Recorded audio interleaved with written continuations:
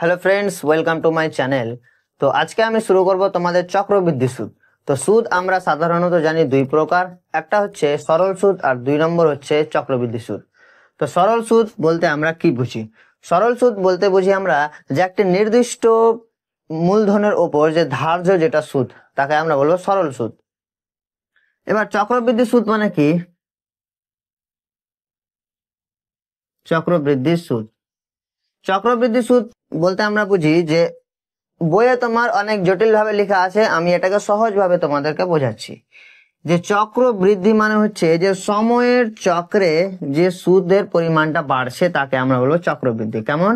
চক্রবৃদ্ধি যে সময়ের সঙ্গে সঙ্গে যে সুদটা বাড়ছে তাকে আমরা বলবো চক্রবৃদ্ধি সুদ। এই সিম্পল একটা কথা মনে রাখো তোমরা, অত জটিল ভাবে বইয়ের সংজ্ঞাটা মুখস্থ করতে হবে না, কারণ সংজ্ঞাটা তোমাদের পরীক্ষাতে পড়বে না, সিম্পল ব্যাপার।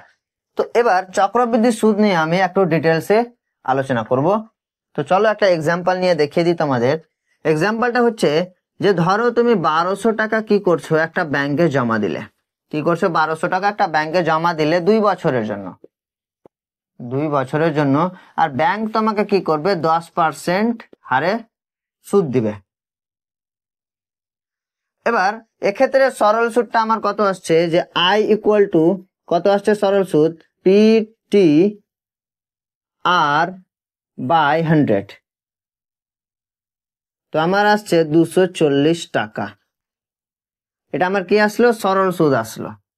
এবার চক্রবৃদ্ধি সুদটা বার করব, তারপর দেখবো যে সরল সুদের থেকে চক্রবৃদ্ধি সুদ বেশি না কম, এটা আমি দেখবো। তো এবার চক্রবৃদ্ধি সুদটা দেখি। যে চক্রবৃদ্ধি সংজ্ঞাতে কি পড়েছিলাম? যে সময়ের সঙ্গে সঙ্গে কি বলছে? যে সময়ের বাড়ার সঙ্গে সঙ্গে সুদের পরিমাণটা বাড়বে। তো এখানে 2 বছর মানে কি? প্রথম 1 বছর বার করব, তারপরের আর 1 বছর বার করব। তো এখানে কি করব? যে প্রথম বছরের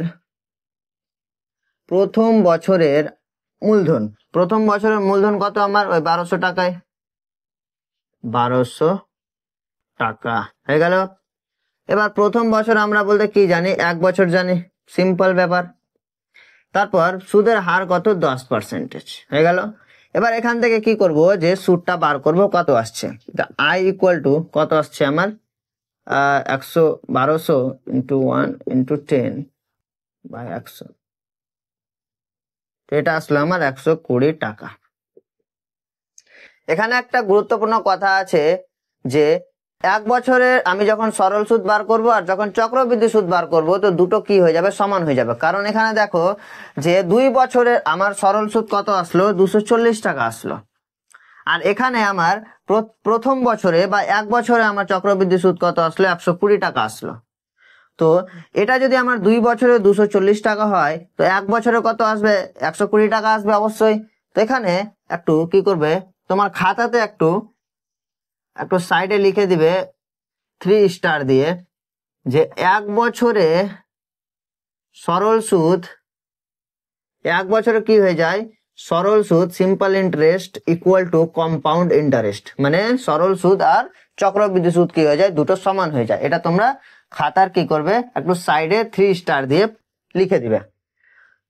এবার তারপরে আলোচনা চলে যাব যে প্রথম বছরের মূলধনটা আমি বার করলাম কত, প্রথম বছরের চক্রবৃদ্ধি সুদটা আমি বার করলাম, কত আসলো। এবার দ্বিতীয় বছরের চক্রবৃদ্ধি সুদটা দেখবো কত আসছে। তো দ্বিতীয় বছরের মূলধন, তো মূলধনটা আমার কত আসবে?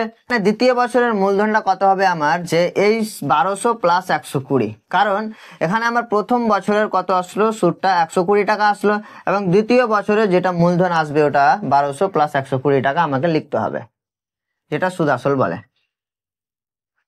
তো এখানে আমার হয়ে যাবে 1200 প্লাস 120, এটা হয়ে যাবে 1320 টাকা। দ্বিতীয় বছরের যেটা আমার সময় সেটা হচ্ছে 1 বছর, মানে তারপরের বছর যেটা আমি বার করছি ওটা তো 1 বছর হবেই। প্রথম বছরের জন্য 1 বছর, দ্বিতীয় বছরের জন্য 1 বছর। মানে আমি এখানে সিম্পল একটা কথা, 12 মাসের সুদটা আমি বার করছি ধাপে ধাপে। প্রথম ধাপে 12 মাসের সুদটা বার করলাম, তারপরের ধাপে 12 মাসের সুদটা বার করছি। এবার এখানে আমার কি হচ্ছে? যে সুদের হারটা হচ্ছে 10% হয়ে গেল। এক্ষেত্রে আমার সুদ আসবে আই ইকুয়াল টু, এটা I1 আমি দিলাম, এটা I1 দিলাম, এটা I2 দিলাম। তো এক্ষেত্রে আমার সুদ আসবে যে PTR বাই 100 1320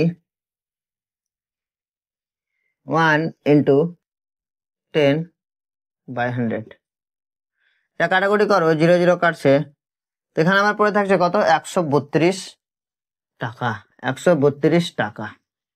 এটা আমার কি আসলো, যে দ্বিতীয় বছরের আমার চলে আসলো এটা সুদ।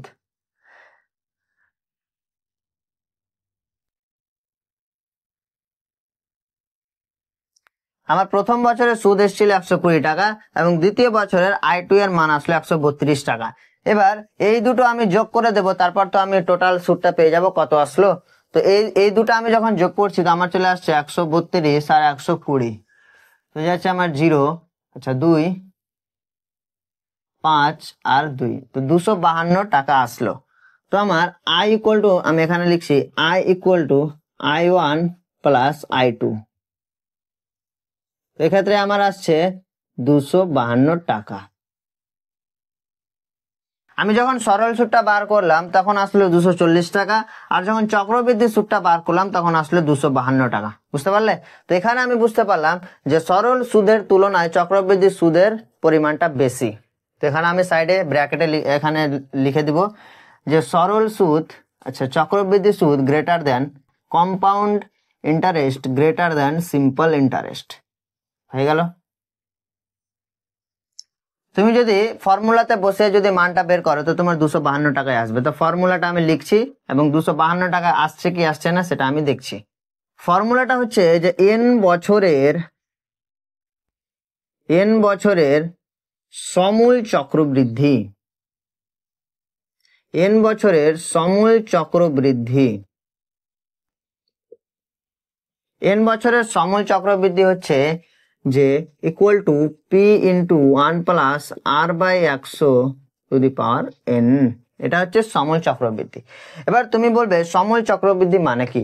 দেখো সমূল চক্রবৃদ্ধিটা হচ্ছে সেম সুদ আসলের মতোই, সেম সুদ আসলের মতো। সুদ আসলটা কি ছিল, যে সুদ আর আসলের যোগফলটাকে কি বলছি আমরা, সুদ আসল বলছি। তো এখানেও সেম সমূল চক্রবৃদ্ধিটাও, সমূল চক্রবৃদ্ধিটা হচ্ছে কোনো মূলধন এবং কোনো নির্দিষ্ট সময়ের চক্রবৃদ্ধি সুদের সমষ্টিকে বলছে সমূল চক্রবৃদ্ধি। আসল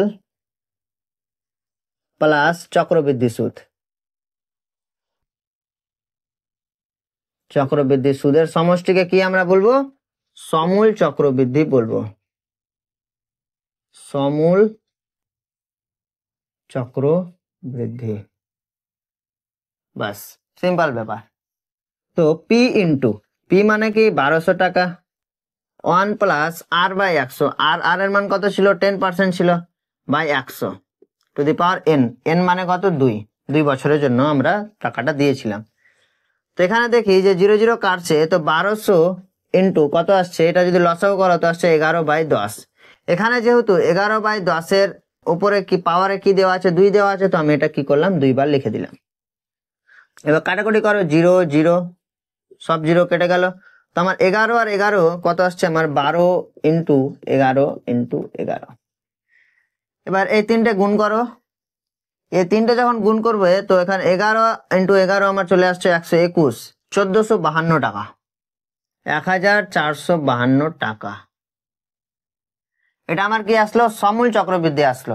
এবার আমি এখান থেকে যদি চক্রবৃদ্ধি সুদটা যদি মানে বার করি তো কি করতে হবে, এটা থেকে আমার আসলটা বাদ দিতে হবে, তো আমার কি চলে আসবে, চক্রবৃদ্ধি সুদ চলে আসবে।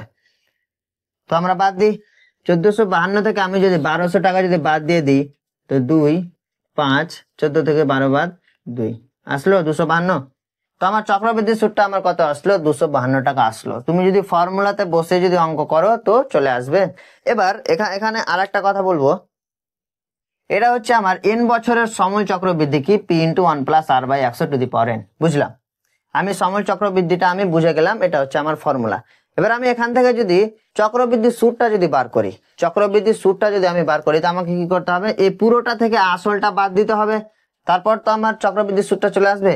তো এখানে আমি লিখবো যে চক্রবৃদ্ধি সুদ ইকুয়াল টু, চক্রবৃদ্ধি সুদ ইকুয়াল টু কি আসবে আমার, P into 1 plus R by 100 to the power n, এই পুরোটা ব্র্যাকেটে রেখে মাইনাস p। বুঝতে পারলে? এটা হচ্ছে আমার কি, চক্রবৃদ্ধি সুদ। আর এর উপরেরটা হচ্ছে সমূল চক্রবৃদ্ধি, মানে যে যাকে বলো সুদ আসল। এবার এগুলোর এক্সাম্পল অনেক আছে বইয়ে, অনুশীলনীতে অনেক এক্সাম্পল আছে, আমি এর পরের লেকচারে আমি তোমাদের কিছুটি এক্সাম্পল নিয়ে আসবো।